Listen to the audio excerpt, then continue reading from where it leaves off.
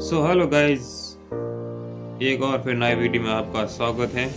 तो आज का वीडियो है जाकिर नाइक, उसके ऊपर मैं रिएक्शन वीडियो बना रहा हूँ। चलो वीडियो पूरा देखते हैं। जी हाँ भाई साहब पूछिए। मेरा नाम BS गुप्ता, मैं एक एडवोकेट हूँ।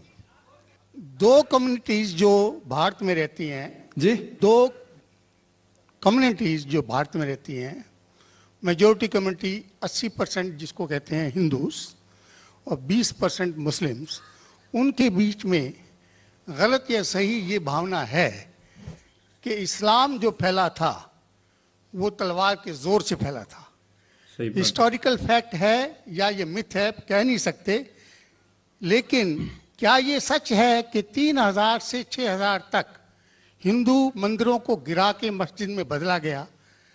क्या ये सच है कमेंट में बताइए आप लोग भाई। स्पेशली औरंगजेब के वक्त में हजारों लाखों हिंदुओं को जबरदस्ती उनके जनेऊ काट के उनको मजबूर किया गया कि वो मुसलमान बने?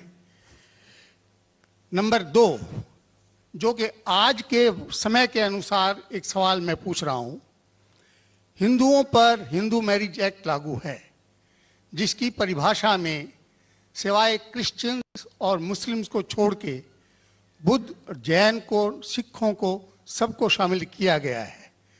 क्या मुसलमानों का ये कहना नहीं बनता कि आप सबको शामिल करते हैं हिंदू मैरिज एक्ट में, इसका नाम बदल के एक ऐसा एक्ट बनाया जाए जो सब पे लागू हो?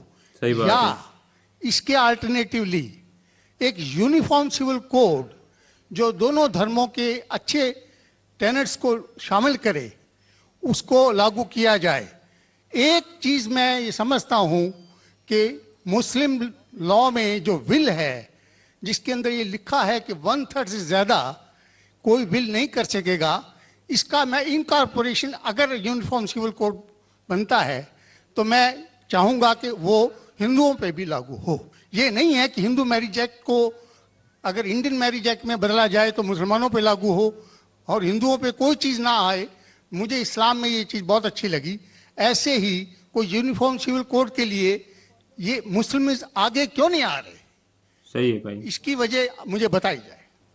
भाई साहब ने 3 सवाल पूछे एक सवाल में। सुने भाई पहला आप सवाल लोग। के हिस्ट्री से पता चलता है कि इस्लाम तलवार के जोर पे फैला कि नहीं, लेकिन ये मुझसे पूछ रहे क्या ये हकीकत नहीं है कि 3000 से ज्यादा मंदिरें गिराई गई थी और मस्जिद बनाए गए और बहुत से लोगों का कत्ल किया गया? ये बिल्कुल गलत है, अफवाह है। ये मैं कह सकता हूं कि कुछ मंदिरें शायद गिराई गई होंगी, इससे मैंने कहा तो एक भी मंदिर नहीं गिराई गई। हो सकता है कि कुछ मुसलमान अपने आप को जो मुसलमान कहते हैं उनने आके कुछ मंदिरों को गिराया होगा और मस्जिद बनाया होगा, हो सकता है। लेकिन ये कहना कि 3000 से 6000 मंदिर गिराए गए, ये बिल्कुल अफवाह है, बिल्कुल गलत है, बेबुनियाद है, बिल्कुल बेबुनियाद है। कुछ मुसलमान राजाओं ने गलत काम किए होंगे, उससे आप इस्लाम को दोषी नहीं ठहरा सकते। अगर हिटलर ने 60 लाख यहूदी को जिंदा जलाया तो मैं कह सकता हूं कि क्रिश्चियनिटी खराब है? बिल्कुल बेबुनियाद है। वो हिटलर ने किया, बाइबल में तो ही लिखा है कि जलाना चाहिए। इसी तरीके से ये खाली अफवाह है। कुछ मंदिरों को शायद गिराया गया होगा, मैं ये नहीं कहता कि नहीं गिराया गया, लेकिन उसको छोटी चीज को लेके उछाला जाता है मीडिया में और किताबें लिखी जाती है। आप देखो टीपू सुल्तान के खिलाफ आ गए। आज भी आप जाएंगे मैसूर के अंदर, उसके आजू बाजू आप देखेंगे तो टीपू सुल्तान के जो आंगन के अंदर है उसके अंदर मंदिर है। अगर आप ये कहते सच है कि 3000 से 6000 मंदिर को गिराया गया था, तो आप कैसा जिंदा बचे? आप कह रहे थे कि हजारों लोगों को कत्ल किया गया, आप कैसे जिंदा बचे? आप जिंदा बचे ये शहादत दे रहा है कि मुसलमान तलवार के जोर पे नहीं फैला। अगर ये सच होता था, आपने कहा हजारों लोग का कत्ल किया, कुछ लोग का शायद कत्ल किया। देखो हर मजहब में there are black sheeps in every community. कुछ लोग हर मजहब में खराब निकलते हैं, वो मजहब की गलती नहीं, वो मजहब के मानने वाले की। क्रिश्चियन में आपको कुछ खराब लोग मिलेंगे, मुसलमान में मिलेंगे, हिंदू में मिलेंगे। अभी आप देखेंगे हिंदुस्तान के मुसलमान कुछ लोग ड्रग में डील करते, ड्रग में धंधा करते। ड्रग तो हराम है इस्लाम में, करते, तो उनको दोष देना चाहिए, इस्लाम को नहीं। इसी तरीके से आप जो कह रहे हजारों लोगों का कत्ल किया, ये बिल्कुल बेबुनियाद चीज है। कुछ लोग का शायद किया होगा, ये सवाल ही गलत है। और ये ही सबूत है। मैंने मेरी तकरीर में कहा कि 80% से ज्यादा गैर मुस्लिम हिंदुस्तान में हैं। ये शहादत दे रहे हैं कि इस्लाम तलवार के जोर पे नहीं फैला। आप लोग को क्यों छोड़ा उन लोग ने? आप उनके रिश्तेदार तो नहीं थे ना, आपको क्यों छोड़ा? 800 मिलियन 80 करोड़ गैर मुस्लिम को छोड़ा क्यों उनने? क्यों छोड़ा? अगर दमी था हुकूमत की 1000 साल सब लोग को मुस्लिम बनाते थे।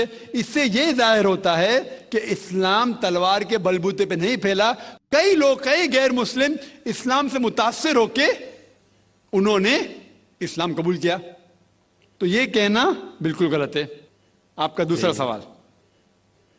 सवाल कि हमें क्या करना चाहिए? ये अलहदा लॉ नहीं होना चाहिए, सब एक ही कॉमन सिविल कोड होना चाहिए और सब मजहब की अच्छी चीजें लेके कॉमन सिविल कोड करना चाहिए। मैं आपके बिल्कुल साथ हूं। बाकी मुसलमान शायद आपके खिलाफ होंगे, मैं आपके साथ हूं। क्यों मैं साथ हूं आपके? पहला चीज, हम मुसलमान अगर दिगर मजहब के बारे में जानेंगे, कभी कॉमन सिविल कोड की बात आती सबसे ज्यादा नारा मुसलमान गलत है, गलत है। यह मुमकिन ही नहीं है, क्योंकि हिंदुस्तान में हिंदू मजहब के कितने फिरके हैं, यह मुमकिन ही नहीं है। मुसलमान तो सिर्फ 20% या 80% या 75% जो हिंदू लोग हैं उसमें ही मुमकिन नहीं है। ये कॉमन सिविल कोड हिंदू लोग ही इसको फॉलो नहीं कर सकते। हिंदू मजहब में कितने मुख्तलिफ ग्रोह है। एक कहता है कि बेटी को जाना चाहिए, एक कहता है बेटे को जाना जायदाद, एक कहता है कि जितनी खेती है वो नहीं जा सकती बेटी को, दूसरा ग्रोह कहता है। कितने मुख्तलिफ ग्रोह है, हजारों। यह मुमकिन ही नहीं है पास होना, मुमकिन ही नहीं। मैं कहता हूं यह अफसोस की बात है कि हम मुसलमान जानते ही नहीं, हमको आवाज करने की जरूरत ही नहीं है। ये खाली हमें छेड़ रहे हैं। क्या कर रहे? छेड़ रहे हैं और हम उकसा जाते। Point number 1। पॉइंट नंबर 2, मान लो आप लोग कबूल करते हैं कि कॉमन सिविल कोड होना चाहिए। आपने क्या कहा कि सारे धर्मों की अच्छी बात को लेना चाहिए। बिल्कुल सही। मेरा पहला सवाल, आप इस्लाम में एक चीज बताओ जो इंसानियत के खिलाफ है, तो हम निकाल देंगे उसको। सवाल कमेंट में जरूर आपका ये कहना बिल्कुल सही है कि बाकी मज़ाहिब की अच्छी चीजें जो है, मिसाल के तौर पे मैंने तकरीर की similarities between Hinduism and Islam, तो जो अच्छी चीजें हिंदुइज्म की मैं ले चुका हूं। Similarities between Christianity and Islam, जो अच्छी चीजें इस आयत में ले चुका हूं। मैं ये पूछना चाहता आपसे, एक चीज जो इस्लाम में खराबी है वो तो बताओ मुझे, तो उसको निकालेंगे ना। लेकिन मंच के ऊपर जब डिबेट होएगा इंशाल्लाह मैं आऊंगा इंशाल्लाह। हाँ, मंच पे जब डिबेट होएगा कि हम क्या करेंगे, हर मज़हब की अच्छी चीज होंगी। तो मैं ये चाहता हूं कि इस्लाम की तरफ से उस मंच पे, उस स्टेज पे इंशाल्लाह मैं आऊंगा। ये चैलेंज है। कोई भी शख्स हिंदुस्तान में हो, मिनिस्टर हों दो, कोई भी स्वामी हों दो, कोई भी शंकराचार्य हों दो, इंशाल्लाह मैं तालिब इल्म हूं इस्लाम और दीगर मज़हब का। मैं तस्लीम करता हूं कि डिबेट होना चाहिए, हक बात जो निकली, लेकिन उसके ऊपर अमल भी होना चाहिए। हक बात जो सबसे बेहतरीन है इंसानियत के लिए, उसके ऊपर अमल होना चाहिए। इसलिए जो आखिरी किताब जो अल्लाह सुब्हानहू व तआला नाजिल की कुरान शरीफ, वो इंसानियत के लिए सबसे बेहतरीन किताब है, उसके ऊपर अमल होना ही चाहिए।